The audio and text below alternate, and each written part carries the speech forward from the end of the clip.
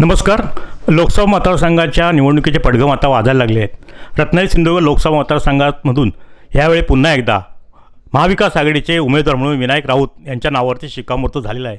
ते या संपर्क दौऱ्यामध्ये वेगवेगळ्या ठिकाणी फिरत आहेत, ग्रामस्थांच्या गाठीभेटी घेत आहेत, विविध कार्यक्रमामध्ये सहभागी होत आहेत. आपण आता त्यांच्याशी नेमकं या संदर्भात काय आपण प्रश्नोत्तर करूया. राऊत साहेब नमस्कार. नमस्कार.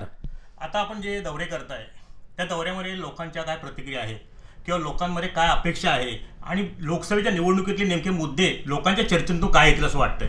पण एक स्पष्ट करू इच्छितो, लोकसभेच्या अधिवेशनाचा जर कार्यकाल सोडला तर महिन्यातले किमान 20 दिवस मी माझ्या मतदारसंघामध्ये असतो. सकाळी 10 ते रात्री 12, 12:30, 1, 2 अगदी पहाटे 4पर्यंतसुद्धा मी मतदारसंघामध्ये फिरत असतो. त्यामुळे निवडणुकीच्या निमित्तानेच मला अधिक फिरावं लागते असं नाही.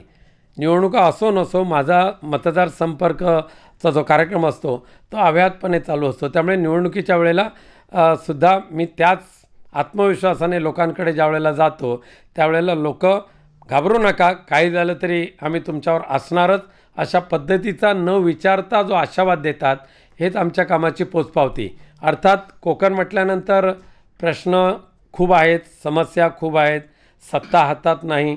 आता इथे नाही म्हटलं तरी 268 मोबाईल टॉवर्स मी दोन्ही जिल्ह्यातील मतदारसंघामध्ये मी मंजूर करून आणले.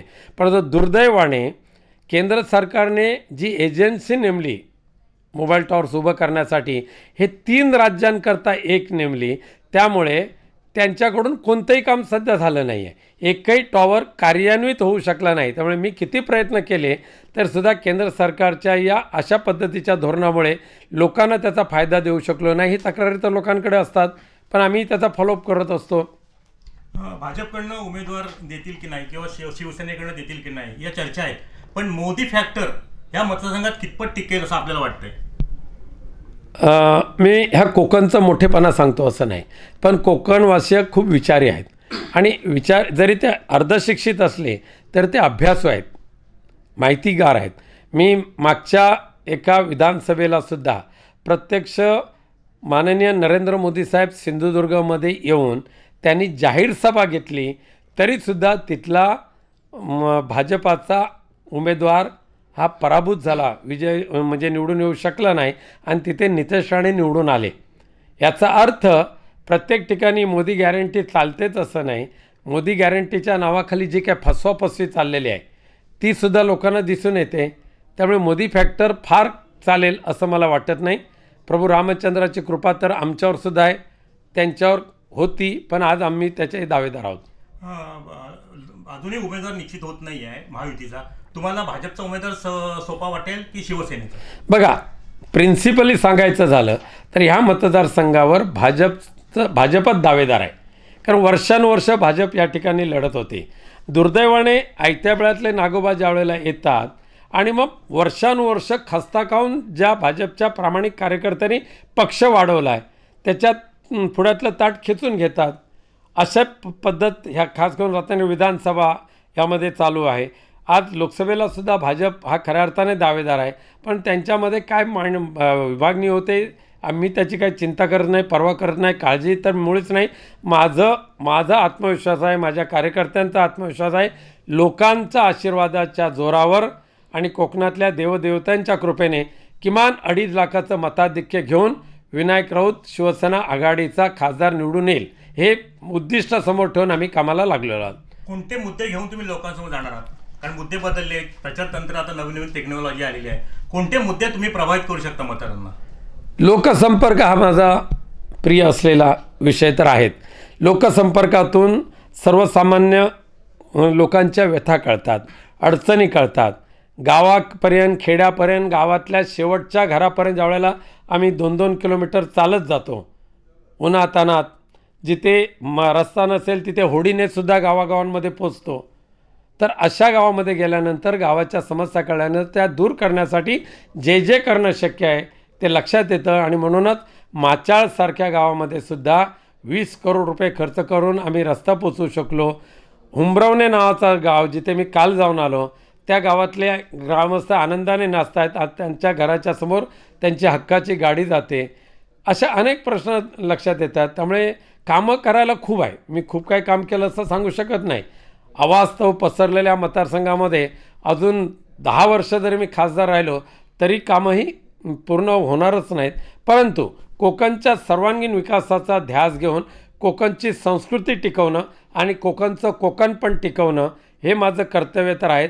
पण कोकण हे आर्थिकदृष्ट्या सक्षम कसं करता येईल या दृष्टिकोनातून उद्या सत्ता आल्यानंतर मात्र मी प्रामाणिकपणे प्रयत्न करणार. ते करत असताना मात्र कोणत्याही परिस्थितीमध्ये बारसूची रिफायनरी असे रिफायनरीसारखे प्रदूषणकारी प्रकल्प मी होऊ देणार नाही म्हणजे नाही. आताच आपण सिडकोचा उल्लेख केला. नेमकं आता होळी सिडकोच्या प्रतीची करायची म्हणजे नेमकं आता तुम्ही काय करणार? बघा, कोकणातल्या या निसर्ग सौंदर्याची भुरळ मी म्हणणाऱ्या सर्वांनाच पडते. आणि ज्या धनिकांना कोकणच्या भूमीवर वक्रदृष्टी गेलेली आहे त्या धनिकांच्या हितासाठी दिल्लीश्वरांच्या आदेशान्वये महाराष्ट्राच्या गद्दार मुख्यमंत्री एकनाथ शिंदे यांनी कोकणवर सिडकोचं प्राधिकरण बसवलेलं आहे. पालघर ते सिंधुदुर्ग या 4 जिल्ह्यातल्या 1635 गावाचं नियंत्रण थेट आता सिडकोच्या अखत्यारीत येणार आहे. त्यामुळे कोकणवर खूप मोठ्या पद्धतीत अन्याय आणि अत्याचार होईल. सिडकोच्या माध्यमातून किनारपट्टी आणि हायवेलगतच्या गावावर खूप मोठ्या प्रमाणात रिझर्वेशन टाकलं जाईल आणि कोकणवासियांची भूमी जबरदस्तीने अधिग्रहित केली जाईल आणि मग ती कवडीमोल किमतीने घेतलेली जमीन धनदांडग्यांना लाखो रुपयाला विकली जाईल. आता आपण म्हणालात की 2.5 लाखाचं मताधिकार मिळेल. आपला स्वभाव हा त्यातला गुडविल आहे असं लोकांमध्ये बोललं जातं. नेमकं स्वभाव आपला लोकांना अभिप्रेत का होतो? नाही, ही तर माझ्या आईवडिलांची कृपा आणि माझ्या दैवत जे आहे हिंदुहृदय सम्राट बाळासाहेब ठाकरे त्यांची कृपा आहे. उद्धवजींचं मार्गदर्शन सहवास तर मला नेहमीच असतं. त्यामुळे जी वाणी दिलेली आहे देवाने त्या वाणीचा सदुपयोग करत असताना संत विचार मनामध्ये असले पाहिजे, श्रद्धा मनामध्ये असली पाहिजे आणि त्याच निष्ठेने लोकांशी बोललं पाहिजे. घमेंड किंवा गर्व हा असता कामा नये. आणि त्यामुळे गर्वाचे घर खाली ही जी म्हण आहे ती मी सातत्याने आठवत असतो आणि होतं तेवढं मी पायाने चालण्याचा प्रयत्न करतो. धन्यवाद. हे होते रत्नागिरी सिंधुदुर्ग खासदार विनायक राऊत. ते सांगतात आईवडिलांच्या पुण्यामुळे मला आज इथपर्यंत मला खासदारपर्यंत पोहोचता आलं आणि लोकांमध्ये मिसळता आलं. टाईम डिजिटल करता किशोर मोरसह दीपक मोहिते, रत्नागिरी. टाइम्स डिजिटलला लाईक करा, सबस्क्राईब करा, शेअर करा आणि बेल आयकॉन दाबायला विसरू नका. पाहत रहा टाइम्स डिजिटल.